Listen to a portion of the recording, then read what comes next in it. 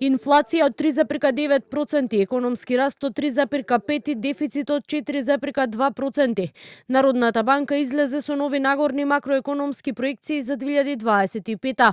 Растот кој со априлските проекции беше проектиран на 3%. Според гувернерот на Народната банка Трајко Славевски, сега Македонија годинава ќе ја заврши со економски раст од 3,5%.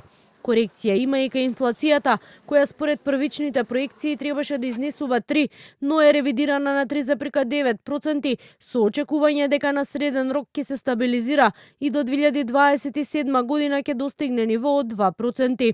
Инфлацијата во 2025 во текомната година ќе биде под влијание на растот на цените на храната, во услови на се уште инертна базична инфлација, која што ги исклучува цените на волатилните производи, како што се храната и енергијата, и одредено стабилизирање на цените на енергенците.